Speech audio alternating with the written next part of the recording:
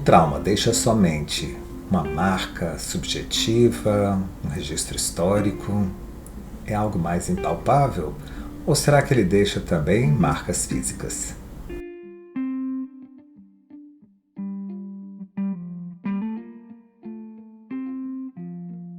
Olá, eu sou André Monteiro e o Psicodrops de hoje é para abordar esse tema do trauma e o seu impacto tanto na dimensão psicológica quanto física, porque os dois são afetados.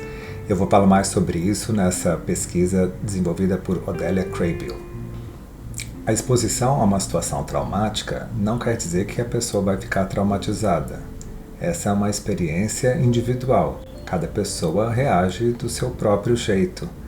Então, se a pessoa passou por uma experiência de um acidente de carro, de alguma outra vivência envolvendo um assalto, ou alguma coisa parecida, uma agressão sexual, todas essas situações por si só não necessariamente trazem uma reação traumática. Mas é isso que é o mais importante, como é que a pessoa reage a essa experiência. E essa experiência vai mudar tanto emocionalmente quanto fisicamente a pessoa. Veja que, em alguns casos, essa mudança pode ser só transitória. Então, o indivíduo vai passar por momentos de lembrar aquela vivência várias vezes, mesmo contra a vontade, ter pesadelos, ou ficar numa reação de mais hipervigilância, né? Monitorando o ambiente, mais atento a qualquer estímulo, como às vezes um telefone que toca, uma porta que bate, uma buzina que é acionada, e isso trazer uma reação de sobressalto. Mas muitas vezes, depois de algum tempo, isso vai passando e esse impacto deixa de ter um significado maior. Vai ser integrado à biografia do indivíduo. Mas para outras pessoas, aí não. Esses sintomas ganham uma cronificação. Eles, em vez de serem temporários, transitórios, eles vão se cristalizando e essa reação mais defensiva, esse jeito mais cuidadoso de estar no mundo e mais preocupado, podem interferir relações subjetivas, interpessoais, profissionais, familiares, diferentes esferas. E aí, nesse caso, é fundamental que se busque ajuda específica.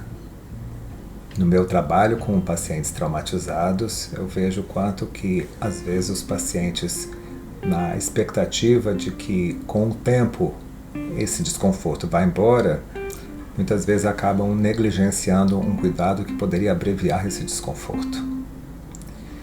Mas, felizmente, quando procuram ajuda, e essa ajuda, quando ela é específica, determinada por uma base técnica, isso pode fazer toda a diferença na qualidade de vida dessas pessoas daí em diante.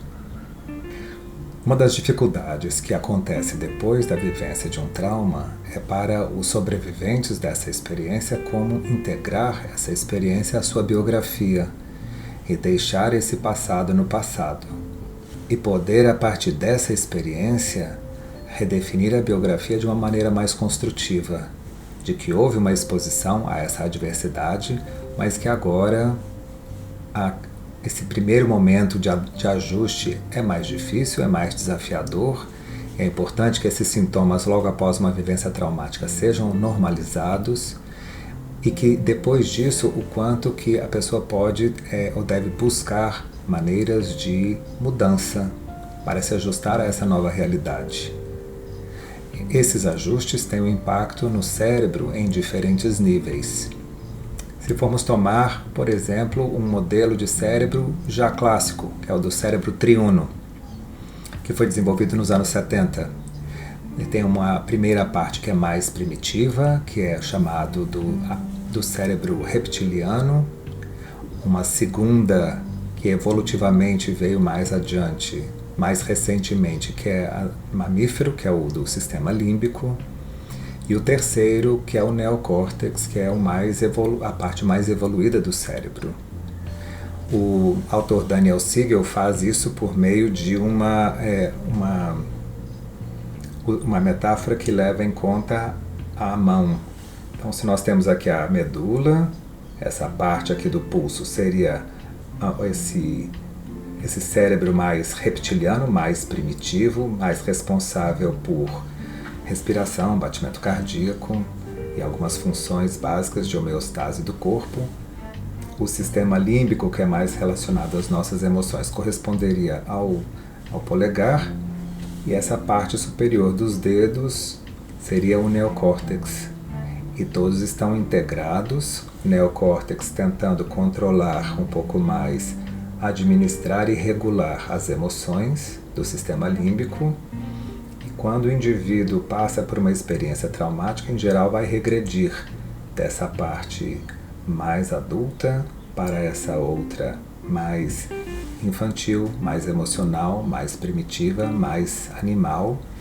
E se todas essas duas forem comprometidas, porque o perigo é maior, o indivíduo entra num estado de colapso e movido mais por as suas reações primitivas de réptil, quer dizer, parado, congelado, só batimento cardíaco e respiração. Então, de acordo com esse modelo do cérebro triuno, quando a pessoa é exposta a uma vivência traumática, principalmente se é algo mais intenso, essas partes mais superiores, né, esse cérebro superior, que é do neocórtex, e o cérebro mamífero, eles são desligados pelo cérebro reptiliano, e a pessoa entra num estado que é mais reativo, mais primitivo, com uma ativação do sistema nervoso simpático e ativação de reações de defesa. Uma vez passado esse perigo, aí o cérebro é, digamos, retomado nas suas funções mais superiores do sistema límbico, do neocórtex. Em vez de um modo reativo, a pessoa retoma um modo restaurador, pela ativação do sistema nervoso autônomo parasimpático, que vai regular melhor a reação do indivíduo, regular mais as suas emoções e promover um melhor enfrentamento daquilo que estiver acontecendo. Então, um cérebro que passou por uma vivência traumática vai ficar desregulado. Essa desregulação pode se manifestar de diferentes maneiras. Podemos destacar 4 grandes categorias de desregulação cerebral. Uma delas pode ser com os pensamentos intrusivos. Isso significa que o indivíduo vai, mesmo contra a vontade, ter lembranças daquilo que aconteceu e tem dificuldades de se manter focado, concentrado nas suas atividades diárias. Na hora que distrai um pouquinho, vem aquela lembrança, vem aquela recordação indesejada do que aconteceu no passado. E, portanto, para a pessoa lidar com isso, acaba tendo que gastar muita energia tentando se distrair, tentando manter um foco de atenção em outras coisas, né, no dia a dia, dos seus afazeres, para tentar evitar a lembrança perturbadora, intrusiva. Mas depois de um tempo, acaba que esse empenho em ficar se distraindo pode levar a pessoa até mesmo a um quadro de aparência de transtorno de déficit de atenção. Tamanha a sobrecarga no cérebro na tentativa de evitar esses pensamentos perturbadores. Uma outra categoria são as alterações de humor.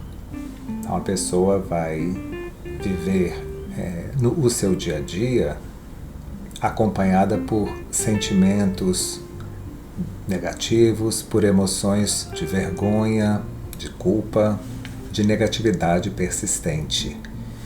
E essa tonalidade negativa, depois de algum tempo, sobrecarrega o cérebro de tal forma que se desenvolve um estado mais depressivo continuado.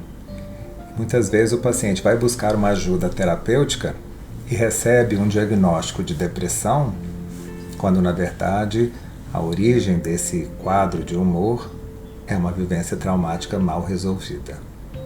Uma terceira categoria de sintomas de TEPT é a hipervigilância.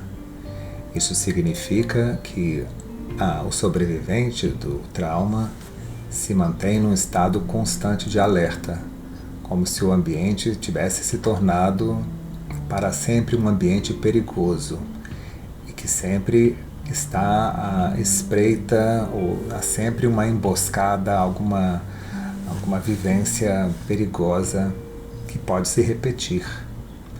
Isso pode ser levado até um extremo de o paciente desenvolver pensamentos mais paranoicos, de como se estivesse sendo perseguido, como se estivesse sempre em um estado de ameaça, de vulnerabilidade e de falta de segurança.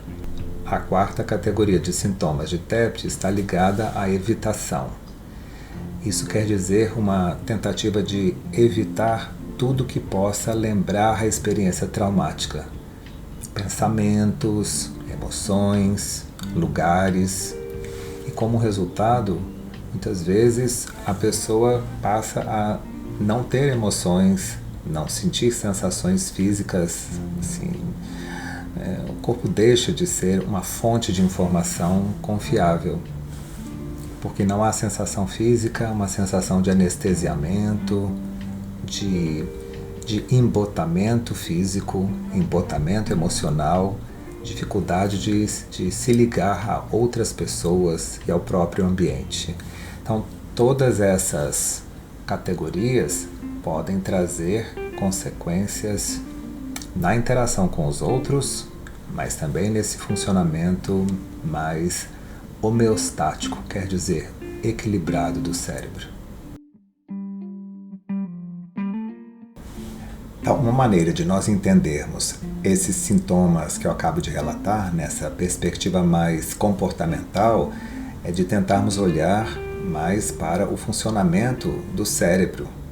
E, em especial, podemos destacar como que essas dificuldades vão se manifestar como resultado de uma disfunção, por exemplo, da amígdala, que é uma estrutura cerebral responsável por monitoramento do ambiente em busca de perigos, principalmente, além de outras atividades, mas de qualquer forma, então a pessoa traumatizada, parece que a amígdala entra num estado de hipersensibilidade e com isso é como se o indivíduo tivesse sempre à procura de algum perigo. E quando confirma, fala, eu já sabia, né? Então, um dos caminhos que nós queremos proporcionar ao paciente traumatizado é de ajudar também o próprio cérebro a tranquilizar a amígdala. Isso vai acontecer principalmente pela ativação do córtex pré-frontal.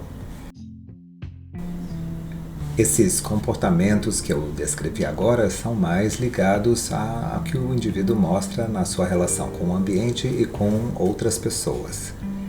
Mas qual a correspondência disso no âmbito cerebral? Uma estrutura fundamental do cérebro para ajudar a explicar essas disfunções de hiperatividade, de hipersensibilidade ao ambiente, das reações de sobressalto, é a amígdala. A amígdala é uma estrutura responsável principalmente pelo monitoramento do ambiente e pela detecção de perigos.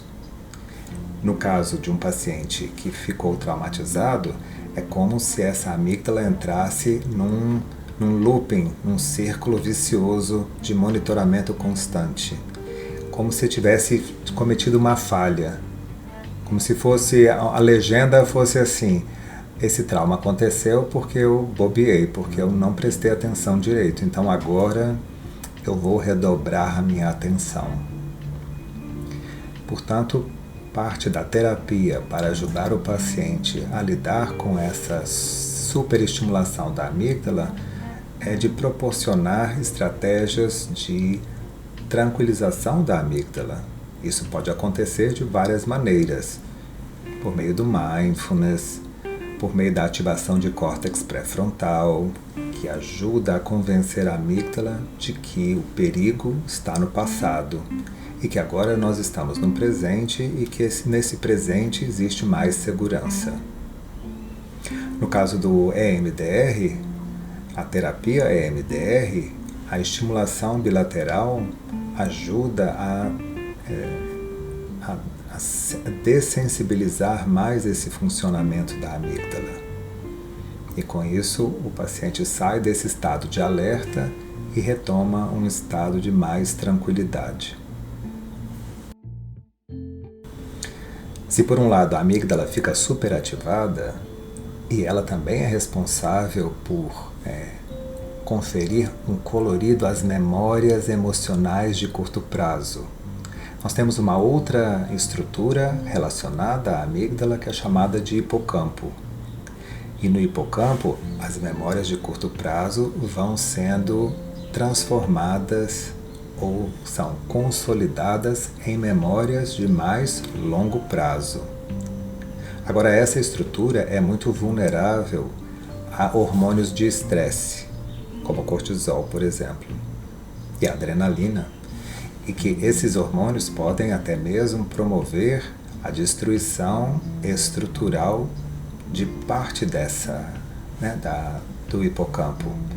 Alguns neurônios, algumas células nervosas morrem como resultado da exposição a essas substâncias de estresse. E com isso o que acontece? A pessoa fica num estado de ativação das memórias de curto prazo, num estado mais de reatividade, e essas memórias não são transformadas em memórias de mais longo prazo. No hipocampo existe o que é chamado na integração hipocampal, aquela distinção entre o que é o aqui e agora e o que foi o lá e então. Eu estou com alguns perigos que foram vivenciados no passado, mas eles não estão no presente aqui comigo. Quando o hipocampo não desempenha bem a sua função, esse passado e o presente ficam, parece que, um pouco misturados. E com isso essa integração hipocampal não acontece. Portanto, o que nós queremos, por meio de uma ajuda terapêutica, é proporcionar ao indivíduo, ao paciente, uma melhor discriminação daquilo que já passou para aquilo que está sendo vivenciado. Além da resposta inicial em relação a um perigo, existe a resposta de mais longo prazo, que é a resposta aos hormônios de estresse. Isso pode promover o que é chamada de uma variabilidade ineficaz. Com essa exposição elevada a hormônios como adrenalina, cortisol e outras substâncias que o corpo acaba por produzir em níveis mais elevados quando está submetido a um estresse ou a uma vivência traumática com característica mais continuada, o corpo aos poucos vai entrando num estado de fadiga, de colapso. E com isso, essa integração do que deveria ser uma maior ativação de córtex pré-frontal, um maior silenciamento da amígdala e uma otimização do funcionamento do hipocampo, isso deixa de acontecer. Então, em termos gerais, como é que nós podemos dizer que a cura acontece?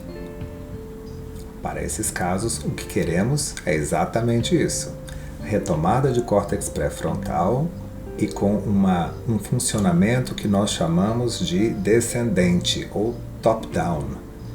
À medida que conseguimos reativar o córtex pré-frontal, nesse seu funcionamento que se volta para a visão do conjunto, planejamento, antecipação de futuro, essa previsibilidade maior em relação ao ambiente, a amígdala termina por baixar o seu funcionamento um pouco mais, o hipocampo retoma a sua atividade e o equilíbrio hormonal é recuperado, é reinstaurado. Há diferentes formas de terapia que proporcionam essas mudanças e a terapia de MDR, por exemplo, vai contribuir exatamente para esse tipo de integração. O que nós queremos é promover essas mudanças que não são alcançadas somente pela fala, pelo relato do trauma, mas por todo um processo integrativo que inclui sensações físicas e uma integração desse processamento adaptativo das informações traumáticas. Quando isso ocorre, esses sistemas se reintegram e, nessa perspectiva do cérebro triuno, é restaurado o equilíbrio de maneira que o córtex pré-frontal, ou a parte mais do neocórtex, se sobrepõe à parte do mamífero, que é a segunda, aquela parte intermediária, e finalmente que ajuda a manter mais em equilíbrio o cérebro reptiliano.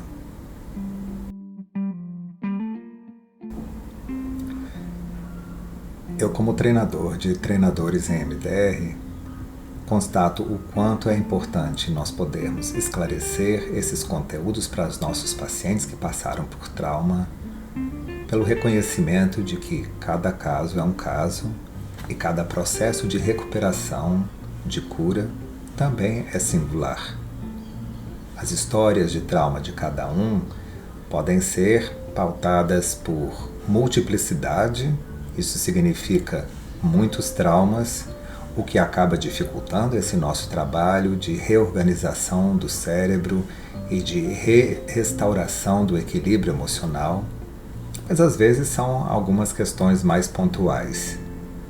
De um jeito ou de outro, é fundamental entendermos que essa dimensão psicoeducativa que eu acabo de apresentar, com esse modelo mais simplificado do cérebro triuno, ajuda o paciente a entender melhor a sua dificuldade e a normalizar mais a sua vivência, bem como a reconhecer a necessidade de ajuda quando ela for necessária. Eu espero que vocês tenham gostado desse conteúdo. Trauma é um assunto que eu tenho estudado há muitos anos, lá desde os anos 80, e acho que sempre temos mais o que aprender, tanto para nosso percurso pessoal quanto profissional. Então, se você quer saber mais sobre esse assunto, entre em contato com o nosso canal do YouTube e no Espaço da Mente, onde você pode encontrar pesquisas, cursos. Temos vários cursos online sobre trauma transgeracional e sobre formas de tratamento de trauma. Nos vemos em mais Psicodrops na semana que vem. Até já!